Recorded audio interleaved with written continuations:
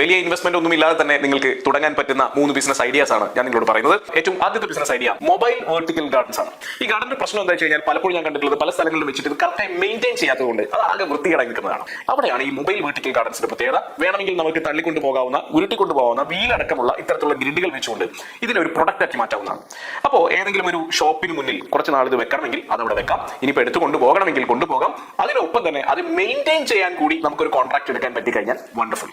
രണ്ടാമത്തേത് ഒരു ambience making ആണ്. ആംബിയൻസ് മേക്കിംഗ് എന്ന് ഉദ്ദേശിച്ചത് പലപ്പോഴും പല ഓഫീസുകൾ ഈവൻ വീടുകളാണെങ്കിൽ പോലും നമ്മളുടെ സെൻസറി ഇൻപുട്സിന്റെ കാര്യത്തിലൊന്നും, അതായത് അവിടുത്തെ സ്മെല്ലിന്റെ കാര്യത്തിലൊന്നും അത്ര ബോധേഡല്ല. പക്ഷേ സ്മെല്ലിന്റെ കാര്യത്തിൽ നമുക്ക് ബോധേഡാവാൻ പറ്റുകയാണെങ്കിൽ വളരെ ചെറിയ ഒരു കോസ്റ്റിൽ അവിടുത്തെ എയർ ഫ്രഷ്നർ, ഓട്ടോമാറ്റിക് എയർ ഫ്രഷ്നറുകളൊക്കെ ഇപ്പോൾ അവൈലബിൾ ആണ്. എങ്കിൽ പോലും പല ആളുകളുടെ കയ്യിലും അതില്ല.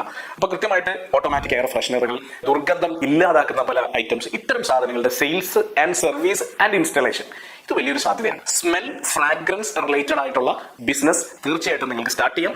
ഇത് ചെറിയ രീതിയിൽ നിങ്ങൾക്ക് സ്റ്റാർട്ട് ചെയ്യാവുന്നേ ഉള്ളൂ. അതുകൊണ്ട് കാര്യമായിട്ടുള്ള ഒരു ഇൻവെസ്റ്റ്മെന്റിന്റെ ആവശ്യകത ഇവിടെ ഇല്ല. അടുത്തത് കസ്റ്റമൈസ്ഡ് ആയിട്ടുള്ള ഇവന്റ് പ്ലാനിങ്ങും ഇവന്റ് മാനേജ്മെന്റുമാണ്. വലിയ കോസ്റ്റ് ഒന്നും ഇല്ലാതെ ചെറിയ ബർത്ത്ഡേസ് ആഘോഷിക്കാൻ പറ്റുന്ന തരത്തിൽ. ഇപ്പോൾ ചൈനയിലൊക്കെ പോയി കഴിഞ്ഞാൽ സ്ഥിരം കാണുന്ന ഒരു സംഭവമാണ് പാർട്ടി ഹാളുകൾ വാടകയ്ക്ക് കിട്ടും. അവിടെ ബേസിക് ആയിട്ടുള്ള അമെനിറ്റീസ് ഒക്കെ ഉണ്ടാവും, ലൈറ്റ് ഉണ്ടാവും, മ്യൂസിക് ഉണ്ടാവും, സ്ക്രീൻ ഉണ്ടാവും. ഇങ്ങനെയുള്ള റെന്റൽ സംവിധാനങ്ങൾ വേണമെങ്കിൽ നിങ്ങൾക്ക് ഒരുക്കാം. അവിടെ വന്നിട്ട് അവർക്ക് ബർത്ത്ഡേ ബാഷ് സംഘടിപ്പിക്കാം. ഒപ്പം തന്നെ സർപ്രൈസ് ഗിഫ്റ്റുകൾ കൊടുക്കാം. നമുക്ക് ആ ഇവന്റ് മാനേജ് ചെയ്ത് കൊടുക്കുകയും ചെയ്യാം.